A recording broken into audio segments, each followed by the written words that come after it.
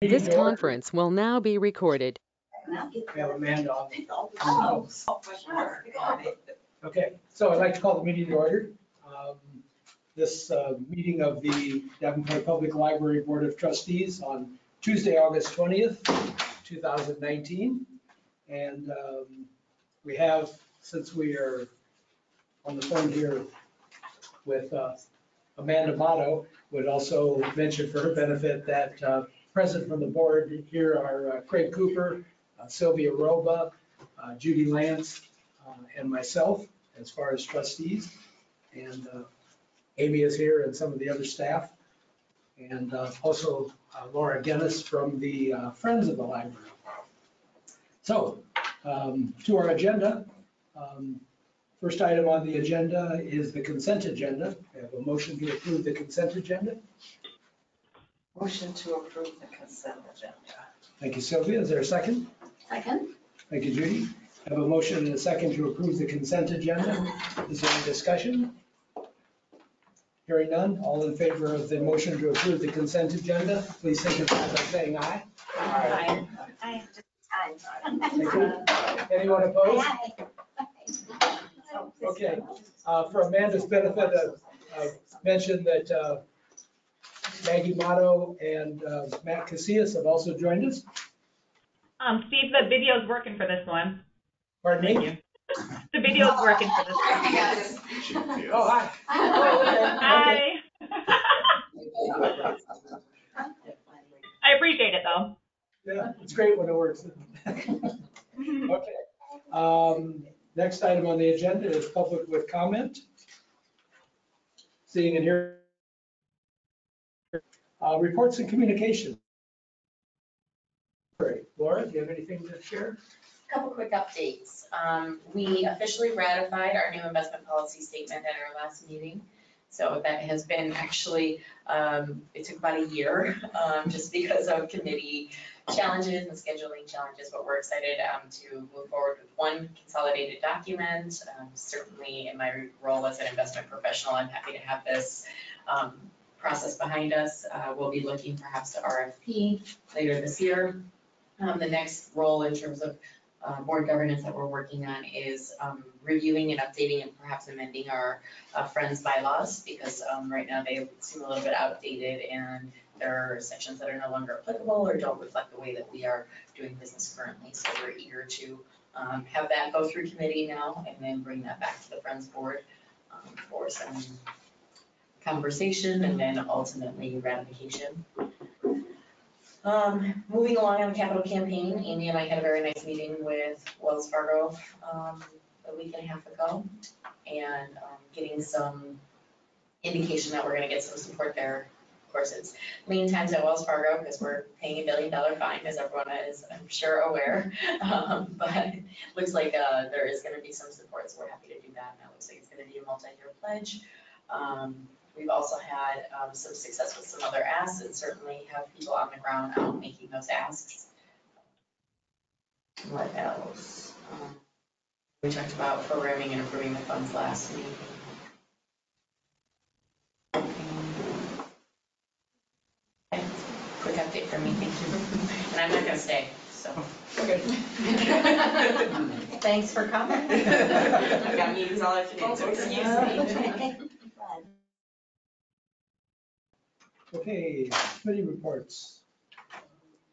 Finance, no Tom, so we'll move on to personnel. Matt? Amanda? Well, I think at this point we're looking toward the next evaluation for you, Amy. And Matt, did you just send me something actually today? Yeah. Okay, I wasn't sure if that was actually your email. So I think we're heading toward that direction and nothing really needed at this time. Okay, thank you. And Malavika isn't here today, so anyone else have anything to add for advocacy? Okay, thank you. Moving on, director report, Amy? Just a couple things. I want to make sure that the first thing on the report that I send is that Wednesday, September 25th is when we'll be presenting the summer reading trophies at the council meeting. So for those of you who have participated in that before, it's always a nice chance to let the council and the rest of the community know about summer reading and the important role that the library plays in terms of promoting literacy within the community. And it's a really quick thing. So the meeting starts at 5:30 always. They do presentations right at the front of that. So I think generally we're always done by 6 o'clock, probably at the latest. So it's just a pretty quick thing. There's a brief update of strategic plan in there. I mentioned that we're still waiting for news regarding the Google grant, but we got an email from them yesterday learning that we're not being considered for that grant. But we're all. Yeah, that's what I said. The Canceling all my Google. the Quad City Open Network Hub, they applied as well, and they also were turned down. So we both thought we had great ideas, so we're curious to see what actually is funded eventually. So, and let's see, we did finish the grant application, like I said, for to get book credits for the library, as well as libraries in the Title I schools and to distribute to those kids. I'm hoping we have a pretty good shot with that. We had nice letters of support from both United Way and the Denver schools for that. And again, thanks to Sylvia, Steve, and Malavika for your volunteering at the block party. It was a terrific event again, really. It's always a really nice So event. impressive, Yeah. everything about it, so well run and attended, and I urge you all to come next year, because you'll have a good time.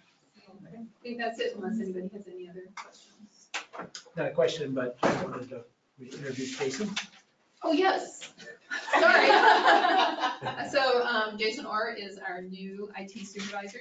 His very first day was the day that the internet went down because they were doing construction across the street in the alley, and instead of cutting the fiber, the company managed to crush the fiber. So he had an interesting first couple days here with us.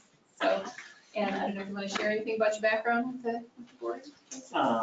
Well, I mean, this isn't my first IT gig, but I started in IT probably around 2002, I think, and have been doing it for a lot of years, and I've seen a lot of changes, mostly for the better, thankfully, so can't wait to see what the future brings. We're gonna have all kinds of new stuff, I think, so. And Jason was our, the IT tech, so he's worked with us for 3 years? 4 years. 4 years as the tech. 4 years in November. So he's got a good background with this. Amy and I already talked about this, but why don't you share your special guest experience yesterday? Oh, yeah, we had a special guest yesterday. Bernie Sanders was down here in Maine. Yes, so the Bernie Sanders campaign folks locally booked our meeting rooms, and purely by accident, we found out on Friday that Bernie Sanders was actually coming. So we had a few challenges with that, but the overall it went well. I would say we probably had just under 200, would you say, Lexi? So, and we do now have a little checklist for anytime any local organizing committee for any one of the many candidates books our meeting rooms. We're specifically going to ask if the candidate is coming. Have to bring any movie stars with them. Yeah, so that we're well prepared. Yeah. Yeah, so, yeah, no, she wasn't here, but. Oh, she was not here. No, she was at the later event. Oh, Okay, say that, yeah. Yeah. Usually his events are so well attended, I mean, so many people. I didn't know what would happen. Yeah, they were surprised at the attendance. They didn't think they would get as many as they did on Really? Monday morning, yeah. Oh, maybe it's the timing, but Yeah. So, No, they just found out like a day before, so you don't know. it's not, because there's like Yeah. many, at almost all of Maybe these the rallies. evening one. He really attracts people. Maybe the evening one was bigger, where it was what venue was that? Yeah, I've been to evening. The picture of the paper this morning, everybody was so glum. Nobody was smiling, there were some definite. Serious people business, behind it. serious business here, Okay, you know, sorry. Yeah. come on. Yeah, We got a lot of serious Joke stuff time. dealing with, you know, we're not good, and does Bernie smile? Come on. Have you ever, No. Bernie, not a smiler, not a giggler, Yeah, he first met with representatives from the local labor unions. Oh, okay. And so that was the first part of the event. And then they all left. But I think they were the people with in a photo on the paper. And Yeah, they were. and then Oh, members they of the were- general public came for the second part of the event. Okay, thank you. Okay, we have, And Marion did give me some information to share with okay, everyone, that since was she next. couldn't be with Councilwoman us. Donovan. She thanked the library for its participation in Party in the Park. And the next one is going to be August 22nd at Slattery Park. And then the final one will be September 5th at Prairie Heights Park. And for that one, my understanding is that they're also going to dedicate the Miracle Field at that one. But then the actual Party in the Park piece of that is going to be at the park that's right behind the Eastern Avenue Branch. So that's where they're planning to set that up. Oh. And then they've been putting together history boards about history of each of the parks that they've been at, and been relying heavily on one of our special collections volunteers for doing that and providing some of that research as well as some of our materials, so that's been nice. And then they're going to be talking about that in terms of what are they gonna do next year? Are they gonna continue to do it? Will they make changes? Things like that. For council topics, she mentions some of the ongoing task forces relating to the impact of the flood. I think she had mentioned those previously. And the DREAM project, which is the project that provides funding for housing rehab in the area, mostly I think south of Locust. She said that has been off to a rousing start, and the largest issues center around whether there will be enough money to hold another round this year, and the fact that they're not getting enough people who meet income requirements for the pool of dollars that's restricted. So some of the funding that they have is restricted to moderate to low income, and they're not getting as many applications for that money as they are for the unrestricted funds. So they're looking at how they're going to fund that in the upcoming fiscal year. And then also this year, as probably everybody knows, is Census 2020. Starting in January of 2020. And Marion will be heading up a committee working in Davenport to make sure we get a complete account as possible. And she's already reached out to me about talking about the role the library can have with that. So working with that. Okay, thank you. Just circle back around, Tom, is there anything on finance that you wanted to mention? No, I glanced at the budget reports and it looked pretty good, so. Yep, we didn't run over, so that's good. It's always a good thing. Yes. Yeah. Stay out of the rain. Underwater. Okay, moving on, next item on the agenda is new business. First item there is a motion to approve the memorandum of agreement with the Quad Cities Open Network, or the QCO-Hub. Motion to approve that. Okay, thank you, Sylvia. Is there a second? I'll second. Okay, thank you, Tom. We have a motion and a second to approve that. Is there a discussion? Could we just have a little synopsis of what Yes. this is? Yes. Sure. So this is a group, the Quad Cities Open Network is a group of probably close to 90 social service organizations in the Quad Cities dealing with everything from mental health to child abuse to elderly services, whatever you can think of. And what they're looking to do is create what they're calling the hub, which is an information referral service. The United Way 211 service is being discontinued. And this will take the place of that. But it adds a lot to normal information referral. And the software that they will have will work in such a way that we can make, or they can make, warm handoffs in terms of getting people into the social services that they need. So for example, somebody contacts Vera French for mental health services. And in the course of working with that client, they realized that they have an issue with homelessness. So then they will make a referral within this system and ask that client for their permission to share their information, and then that agency will follow up. So it's like almost kind of creating case management around that, so that there's more follow-up with that. And one of the advantages with that also is that if there isn't anybody to refer a particular client to, like the service they need isn't available, they don't qualify because they don't meet an income requirement, or they don't qualify because they're not homeless right now, or whatever that situation might be, there'll be a place to record that within the system, so it will help identify unmet needs in the community as well. So the role that the libraries will be taking with that, and that's the public libraries for all of the larger communities in the Quad Cities have agreed to work with this, is we will be a first point of contact.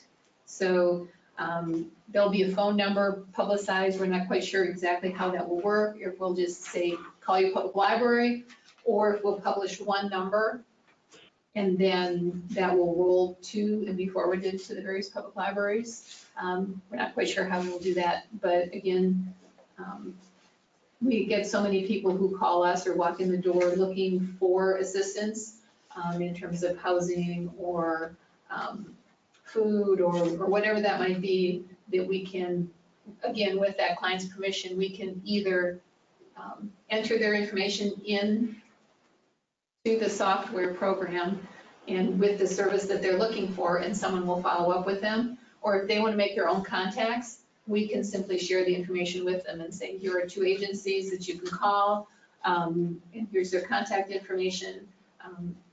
The software will also include information about whether or not an organization has additional capacity to take additional clients at that time. Sometimes transitional housing is full, those kinds of things, and that information should be available to us and to anybody within that system. So this is the agreement that says, this is how we're going to handle information. Privacy is a big concern for that, so we'll need to make sure we get permission from any of our patrons before we would put their contact information in the system. And then our staff has to agree to, certain confidentiality requirements as well.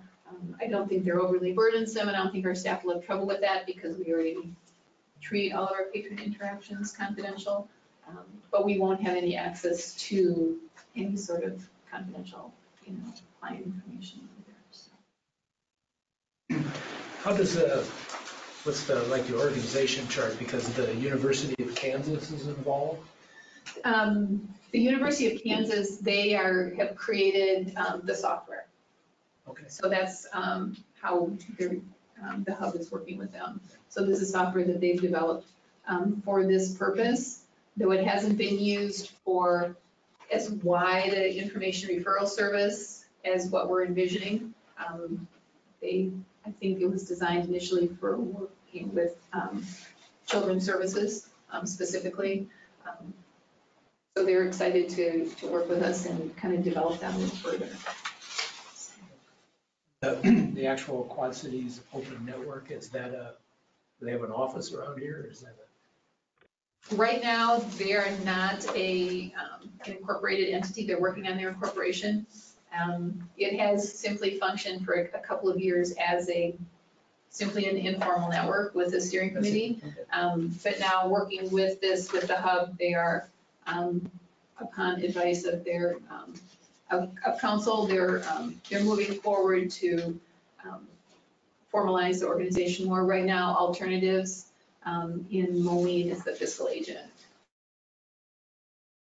handling the grant funding that they've received. So does the library have to make a donation, or is there dues or anything like that? Right now, it's free. Eventually, the model is envisioned that the participating agencies will all put something in. But honestly, I'm thinking that the libraries won't be asked to do that because what we're being asked to do is provide a service to the hub in terms of getting, members of the public who are not already involved somehow to make that first connection. The hospitals, I'm sure they've talked to Genesis, I know they've talked to Genesis already about some inclusion in that as well. I feel like the RDA gave some money to Yes, they did. this, Yep, the startup money was from the RDA. Yep. this a couple of years ago, maybe 2 years ago. Yeah, that sounds about right. And I'm going to assume that this agreement has gone by attorneys. It hasn't gone by our attorney, but it's gone by the Open Networks attorney. Okay, so it has been reviewed by an attorney. Okay, good. Okay, any further questions? Comments? Seeing and hearing none, I'll call for the vote. All in favor of the motion to approve the memorandum of agreement with the Quad Cities Open Network, please signify by saying aye. Aye. Anyone opposed? Thank you, Amanda. Anyone opposed? Okay, thank you, motion carries.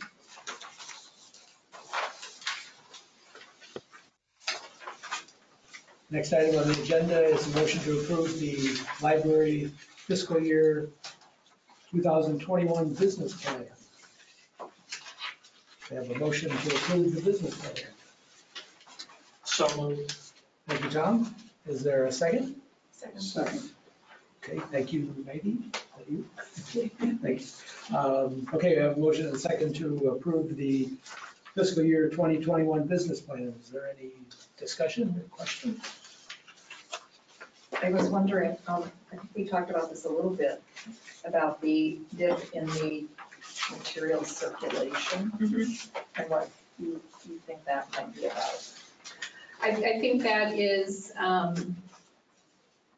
just trends in library services in terms of where people are streaming things. People are using ebooks, and some ebook users, even though we've seen a great increase in our ebook use, are still not necessarily aware that the library provides ebooks. So that's following nationwide trends as well. So then, but you're thinking it's gonna We're thinking pick up that, in 2020 for what reason? I mean, not that it matters. we're hoping that I'm thinking that having juvenile items be fine-free will have an impact.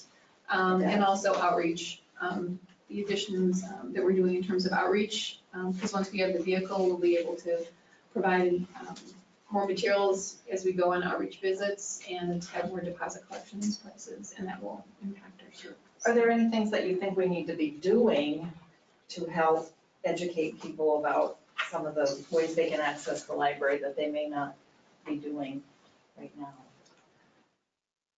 I think that we need to do more marketing about the juvenile materials being fine-free. We still have a lot of folks coming up to the desk trying to pay fines on juvenile materials, and they're surprised when we tell them that they don't have to. So I think that's So probably. That's actually good. So, yeah, so it's, Exceed expectations. yeah, so Yeah. that's a good news story for that particular patron, but I think we're not, that information is not out in the community as much as Yeah, we because want it to be, so. maybe other people out there that are not coming to the library because. Yeah, right, they Yeah. stay away.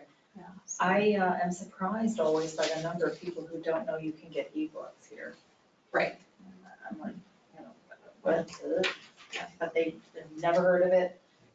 They use the regular books checkout at the library, but that, so, I don't know, maybe are there things upstairs that let people know? Hey, Oh, yeah. there are things, because Yeah, and the redo of our website that we, that went live, you remember how long ago, Jason, the new website? 8 months. Yeah, that November. provides a lot better access to ebook, and it's a lot easier to find, because it's just right on the page that books. I mean, even like a flyer or Yeah. a sign upstairs Mhm. that says Yeah. that they can do that. There aren't a lot of books, I mean, there are probably a lot of books on the ebooks, but almost nothing I read. Yeah. I mean, I get one Right. occasionally, because I always check there first. Mhm.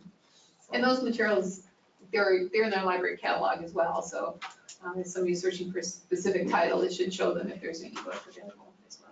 So, Any question, Amy, about program attendance? Right under that chart, it says, human free outreach programs done as part of outreach are not included in the number. Why is that? Because we've always just treated them separately, I guess. So we've had some conversation about how do we include that and how we're That's a going big to number. report those. Yeah.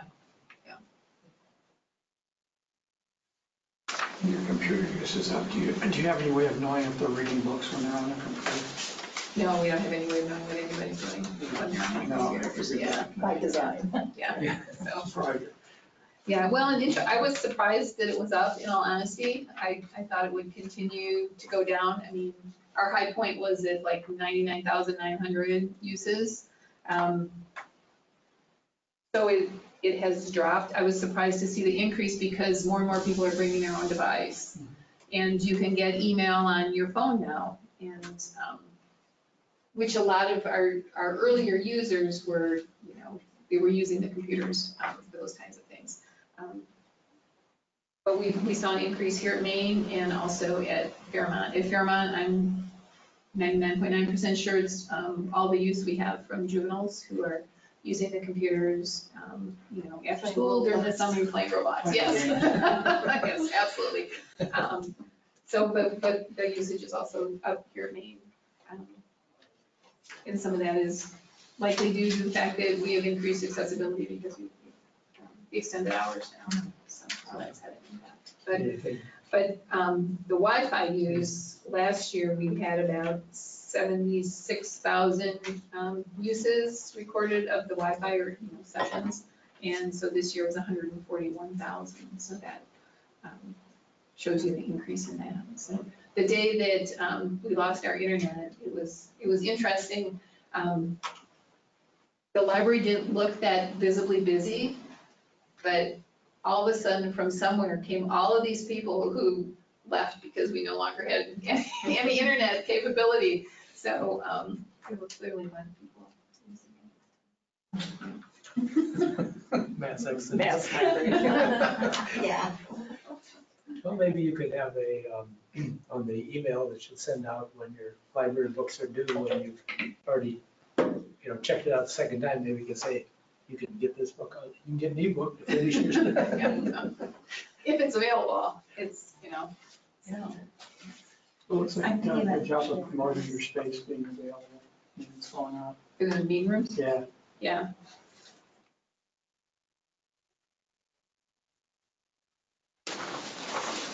And we have, if we have time after our meeting, or when the business portion of the meeting is completed, I have more information put together about the statistics for the year.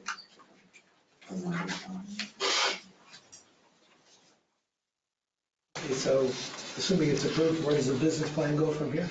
The business plan goes in the city budget book that starts the budget process for fiscal 2021. So the kickoff meeting for budget for staff is going to be September 5th. So they're starting the process very soon. Any other questions?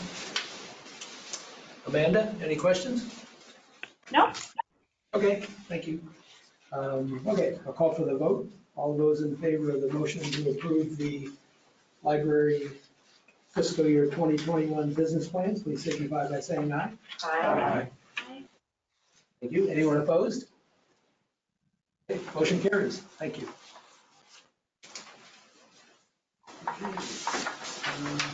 We have no old business. Well, except there, I might mention, just to be sure, our next meeting, September 17th, is scheduled to be at the Fairmont branch, and it will be there. They do have recording capability there, so we will do that, and do my best to send out a reminder ahead of time, so even I remember. Otherwise, I'll certainly forget. I'll show up here. Well, last time we were at Eastern, I was here, so then very quickly. Okay. Let's see, there was one other thing. Maybe just a reminder that, maybe we talked about this before, but I had a note that when you're talking to candidates that are running for city council or mayor, please ask them how important the library is to them. Okay, moving on. Okay. Wow. Board training, imagine that. Okay, so Jason's going to pull up the presentation. So Will Amanda be able to see this? Amanda should be able to see it. Okay, good. Yep, I can see it. Great. Okay. So I know last year we did kind of the same thing, and I think people found it useful in terms of looking at some of the trends that we're seeing. So again, a reminder is we're looking at the circulation stats, that the circulation is done by the item loaning branch, which means that it's counted based on where the item was checked out, one of our 3 locations. So this doesn't include items that are checked out by Davenport Public Library card holders at, the Scott County Library in Eldridge or in Bendorf or whatever. So, and it doesn't include in-house use or, like I said, items checked out by DPL card holders at a non-DPL location. So again, the trends we're seeing, circulation is decreasing, but at a slower rate. So I think I think we're kind of hitting the bottom of that. Ebook and e-audio circ is up about 50%. So I think one of the trends with the e-audio is that I haven't done it lately, but people who have bought a new car lately tell me that, generally speaking, you don't get a CD player in your car anymore. So Very true. So books on CD, for people who like to listen in their car, that doesn't work so well anymore. So the downloadable, however, does work. We're also seeing an increase in the play-away circulation, which is the small MP3 players. I don't know if you ever check those out. They have ebook on them. So it just slides in your pocket. So for walking would be something to use my phone. Yes. So you can download those. So I think that's why we're seeing some pretty significant increase in the e-audio book as well. Next. So here's the trend line that you saw in terms of the circulation. So you see that, between fiscal 16 and 17, there was quite a drop. 17 to 18, still a drop. 18 to 19, not quite so much of a drop. So I think that trend line is balancing out. Our largest drop is in juvenile items, so we're hoping that we're going to have an impact with that. In terms of the items being fine-free, we're also looking at recataloging some of those areas, and like in nonfiction, instead of having the kids have to find their way through Dewey, that we'll group books kind of more the way they might do it at a bookstore to make it just easier for folks to browse and find what they're looking for. So we did have some areas with increases, and that was fiction and DVDs, which really surprised me, and the ebook and the audiobook. At Maine, circulation has been up slightly for the past 2 fiscal years. So it was about 0.5% this year. And Maine continues to circ more DVDs than adult books, which I find sad, but it's the thing. Fairmont branch stats, total circulation at Fairmont was down 5% in fiscal 19. They continue to circ a lot of mysteries, romances, large print. Those trends really haven't changed. And YA materials, that's where we have most of our YA attendance and most of the YA circulation. Eastern, about the same increase, just slightly less, or decrease, just slightly less in terms of circ. Again, the rate of the decrease in circulation has slowed, and Eastern continues to have our highest circulation of juvenile items. So the story times there are probably more attended. We just get, more of the younger kids in there. More kids in the neighborhood. Mm-hmm. Yep, I think that some of that is the age of the families in the neighborhood. Yeah, absolutely. So what's being checked out? So adult fiction, we've had a 3.2% increase since fiscal 16. So so that number has really stayed pretty stable and increasing slightly. Nonfiction, we probably had one of the largest decreases was really in nonfiction. But this year we had increases in some of those areas. So the 100s wisdom, philosophy, astrology, self-help. Apparently we need a lot of self-help these days. I don't know, that was, Or wisdom. the 400s, and this is the one Lexi and I have been puzzling over. That's language and languages. That's where the foreign language dictionaries and all that are. And that area saw a big increase this year in the adult section as well as the juvenile section. We have no idea why. We can't figure that one out at all. No specific language or just? No, just, yeah. One can only hope. Just, yeah, interesting. The 700s, which is all your art, architecture, landscape, crafts, decorating, sports, entertainment, all those kinds of things, that one was up. And the 800s, which is literature and poetry and plays and literary criticism. So again, not quite sure. And I think it was up at all 3 locations. Otherwise, I'd say, well, that'd be impact of the students from the urban campus. I know, so maybe they're looking at things for classes that they're taking, and we're close by here, but yeah, so that was kind of interesting. And then the biography section also had some increases this year. I think that's largely driven by some of the big blockbuster biographies that came out, maybe Michelle Obama's, and some of those that a lot of people were interested in. I think that drove circulation in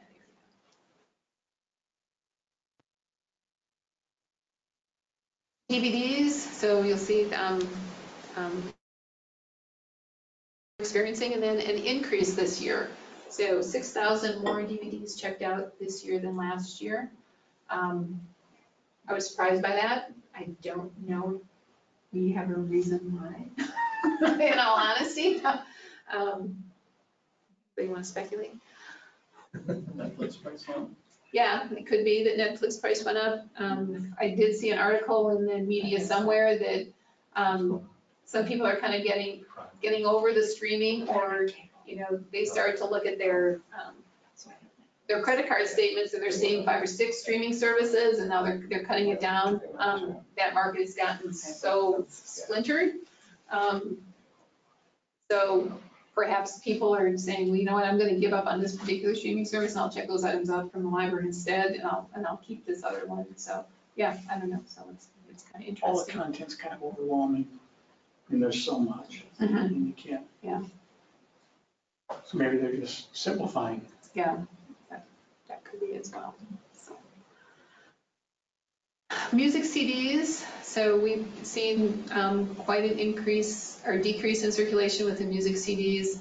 A lot of that due to, again, streaming services. We did recatalog that collection in fiscal 19. That was finished probably mid-year of fiscal 19. So we're monitoring the effect of that recataloging on the collection use. But in the 4th quarter of fiscal 19, the use of that collection was up at Maine and Eastern. So you don't have to rely on your Dewey numbers anymore and know, you know, what the Dewey number is for, you know, rock and roll or blues or whatever you're interested in.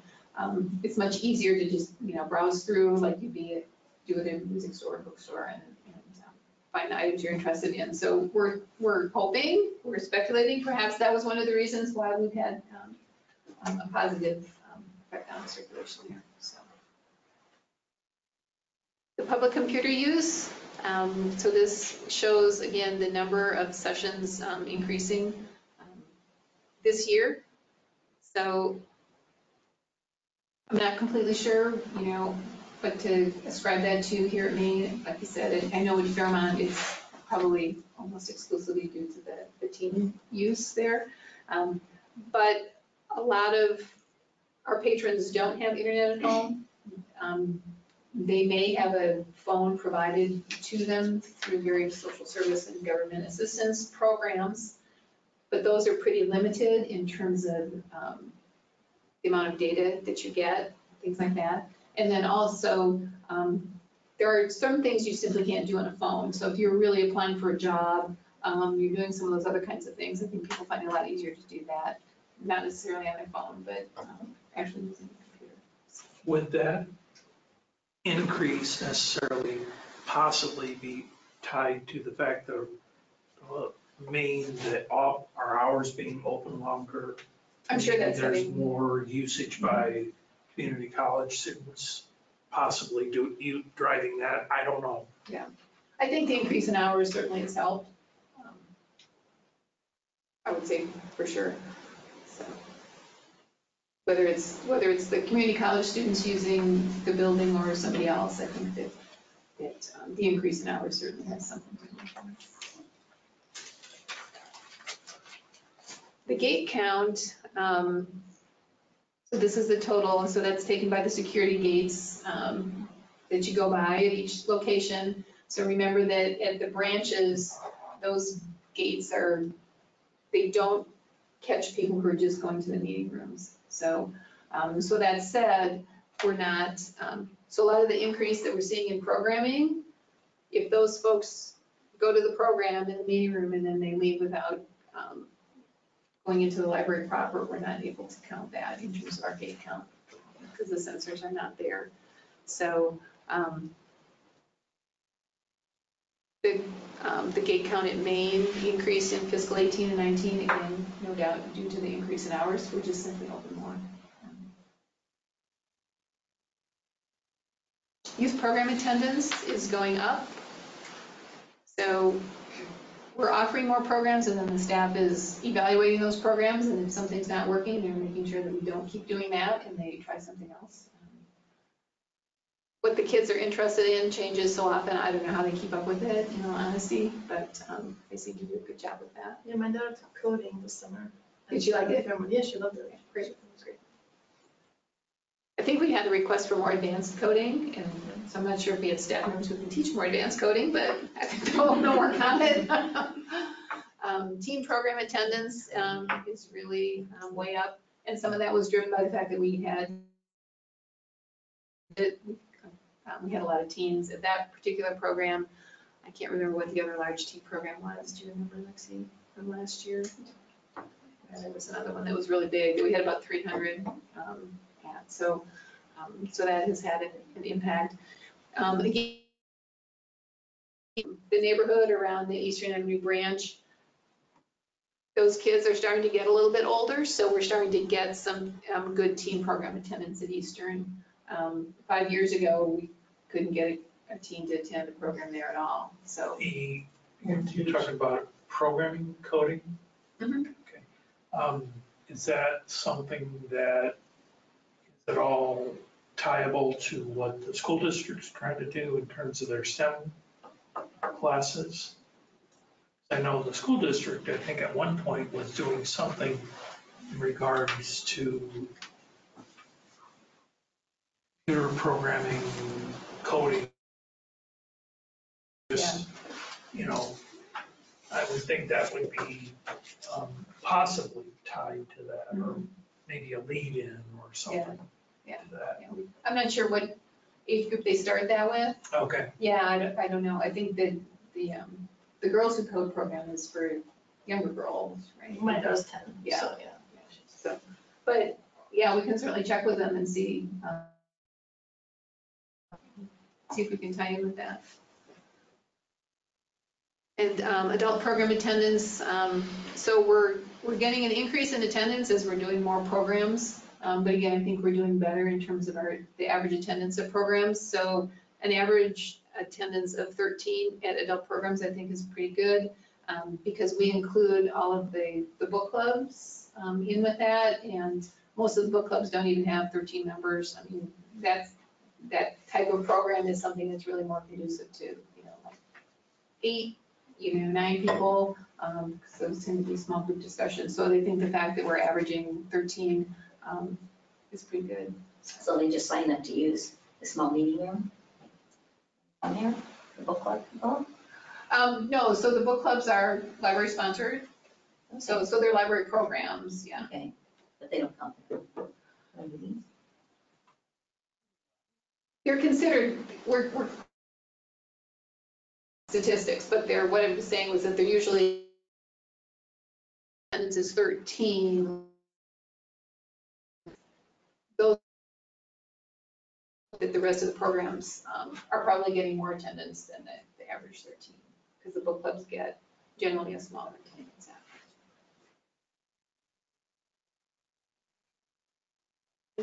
That was was that the last one? That was it. Any questions? Any other statistic you've wondered about that we can, dig into and see what other kind of information we can find? I was curious, are the libraries seeing the same trends? Like Rock Island? The Illinois libraries, the state library report Okay. is due in October. Lexi's working on pulling all that together, and then once those are submitted, we'll get the comparisons with all of our peer libraries of similar size in Iowa that we'll share with you. Okay.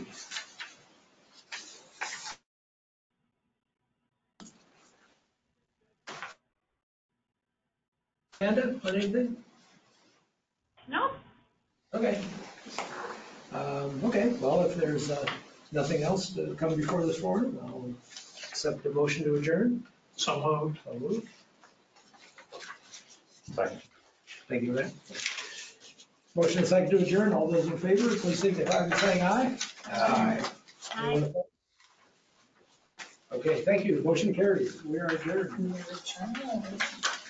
Bye, Amanda. Bye, thanks everyone.